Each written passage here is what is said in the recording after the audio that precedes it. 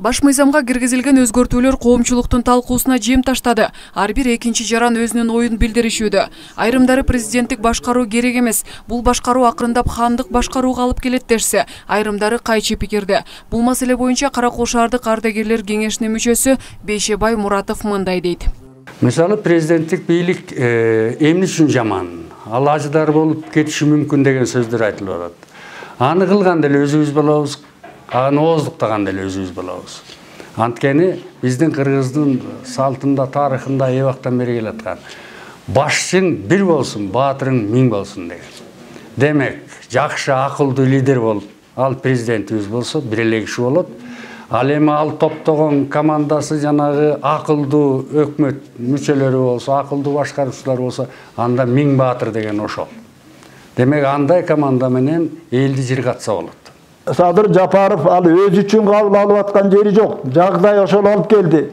Биз тиягын түздөйбүз, кагаз боюнча биягын түздөйбүз деген чектүү убакыт күтпөйт.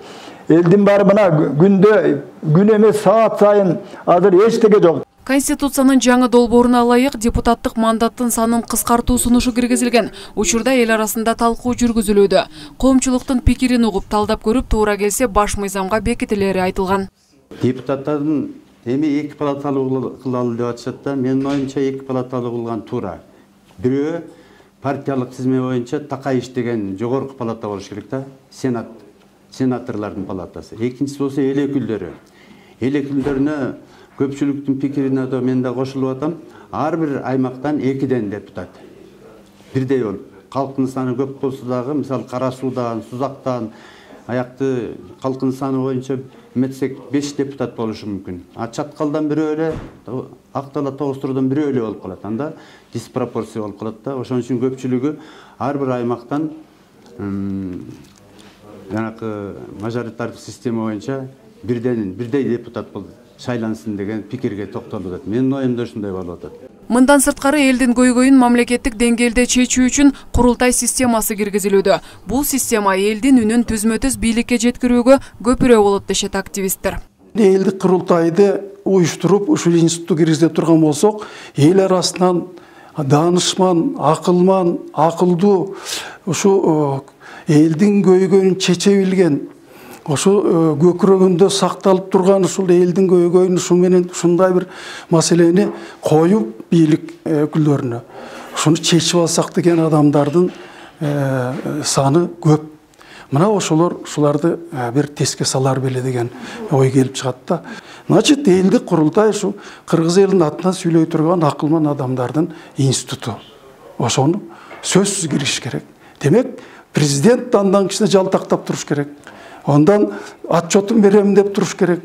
Белгилей кетсек, сөз эркиндигине чектөө коюу боюнча пункт баш мыйзамга киргизилип жатат. Билгени да, билбегени да өз оюн чаржайыт кылып, социалдык булактарга жарыялоосуна бөгөт коюу боюнча маселе элдин талкуусуна коюлду. Сөз эркиндиги жөнүндө айта турган болсок, азыркы жаңы баш мыйзамга сөз эркиндигин чектөө боюнча айрым беренелерде өзгөртүүлөр кирип калыптыр. Негизи сөз эркиндигин эч качан чектебешибиз керек. Себеби адам жаралгандан баштап эле ага сөз эркиндиги берилет. Эгерде сөз эркиндиги мындай кандайдыр бир региондук бөлүнүүчүлүккө, трибалисттик бөлүнүүчүлүккө алып келип, элдин ынтымагын буза турган ушундай жаман нерселерге алып келе турган болсо, анда ал адам ошол сөз үчүн жооп бериш керек. Бул жагына карашыбыз керек. Коомчулукта түрдүү пикир жаратып жаткан баш мыйзамдагы өзгөртүүлөр боюнча коомчулук өз пикирин билдирүүдө. Учурда конституциялык кеңешме түзүлүп, анын мүчөлөрү тарабынан жактырылган баш мыйзам долбоорунун коомчулуктан келген сунуштар жана сын пикирлерди эске алуу менен редакцияланган варианты даярдалат. Гүлбара Барктабасова, Нурлан Чойбеков, Сергей Мищенко, Ысыкөл маалымат кызматы үчүн Каракол шаарынан.